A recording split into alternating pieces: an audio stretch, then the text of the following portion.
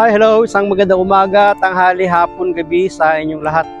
Anong oras man ninyo napapanood ang video ito, tayo po muli ay tutunghay ng ating pagbasa para naman sa araw po ng Miyerkules, May 29, 2024. Hahanguin natin ang ating pagbasa sa Ebanghelyo ni San Marcos, Kabanatang 10, mga talatang 32 hanggang 45. Nung panahong iyon, nasa daan ang mga alagad patungong Jerusalem.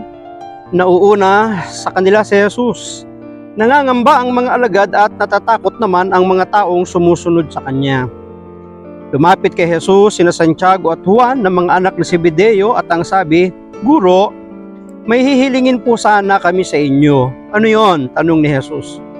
Sumagot sila, "Sana'y makaupo kami katabi ninyo sa inyong kaharian, isa sa kanan at isa sa kaliwa."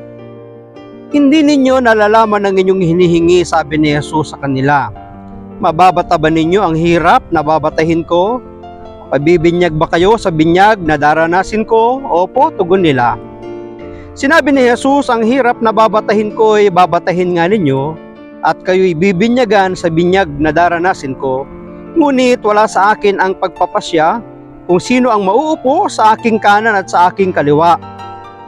Ang mga luklukang sinasabi ninyo'y para sa mga pinaghandaan." Nang marinig ito ng 10 alagad, nagalit sila sa magkapatid. Kaya't pinalapit sila ni Jesus at sinabi, "Sa halip ang sino man sa inyo ang ibig maging dakila, ay dapat maging lingkod. At sino mang ibig maging pinuno ay dapat maging alipin ng lahat. Sapagkat ang anak ng tao ay naparito, hindi upang paglingkuran, kundi upang maglingkod, at ibigay ang kanyang buhay sa ikatutubos ng marami." Pagpalain po ng Diyos ang pagkabasa ng kanya pong mabuting balita. Ang reflection or pagsasadiwa ay hahanguin po natin sa Aklat ng Simbahay 2024. Nang marinig ito ng 10 alagad, nagalit sila sa magkapatid kay Jaime at Juan. Ano ba yung kanilang narinig? Yung kanilang mithiin na kapag naghahari ang Panginoon sa isang kaharian, ay silang dalaway mauupo sa kaliwa at sa kanan ng ating Panginoon.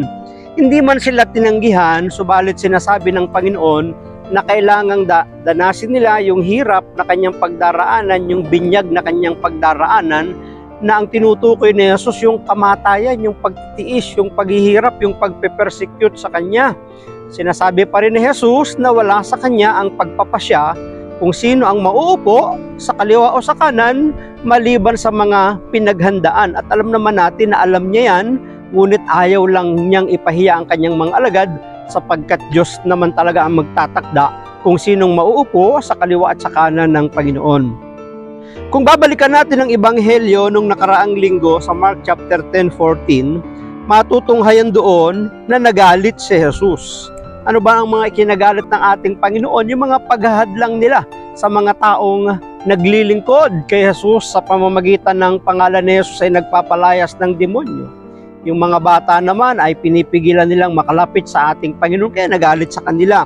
Ang mga alagad ang nagagalit sa kanilang kapwa alagad. Tingnan po ninyo.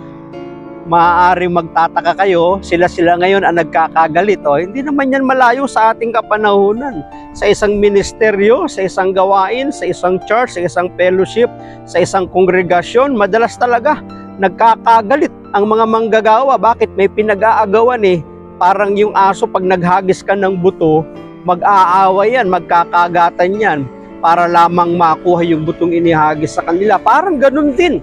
May pinag-aagawang posisyon, kapangyarihan, pedestal. Kaya yun, simula na ng pagkakagalit. Ito yung larawan ng mga alagad. Ngayon naman, ang mga alagad ang nagkakagalit sa kanilang kapwa alagad. Habang sila ay papalapit sa Jerusalem, kung ang misyon ni Kristo upang iligtas ang mga tao ay matutupad. Ang isipan at puso naman ng mga alagad ay puno pa rin ng ambisyon at inggit. Tingnan ninyo, ang Panginoon na nagpapahiwatig ng hirap na kanyang daranasin. Yung mga alagad, iba naman yung pinakasentro ng kanilang puso at isipan, yung ambisyon, yung mga pangarap nilang pangsarili. At ngayon, ito'y naiinggit sila sapagkat naunahan sila siguro marahil nung dalawang magkapatid na magsabi kung sino ang mauupo sa kaliwa at sa kanan. Hindi pa rin naunawaan ng mga alagad ang mga itinuturo ni Kristo. Iniisip pa rin ng dalawang alagad na pupunta si Jesus sa Jerusalem upang ibalik ang kaharian ni David, kaya humihingi na sila ng pabor para mabahagi na ng kapangyarihan. Ang 10 ay nagalit dala ng kanilang di pag-unawa at marahil na rin sa inggit. Nagalit sila sapagkat sila naman ay parang nilalamangan ng dalawa. Ngunit para kay Kristo, ang tunay na kapangyarihan ay makikita sa tapat na paglilingkod na siyang nagpapadakila sa mga nagpapahayag ng salita at tumutulong sa kapwa. Si Kristo mismo ang dakilang halimbawa kung paanong magsilbi at mag-alay ng kanyang buhay para sa ating kaligtasan. Siya ay naparito hindi para paglingkuran, kundi siya ay maglingkod. At ito yung kanyang itinuturo sa kanyang mga alagad na matutong magsilbi at maglingkod sa kapwa. Maraming salamat at pagpalain tayo ng ating Panginoon. Ang akin lamang palaging sambit, I love you with the love of the Lord. Bye-bye and bye-bye.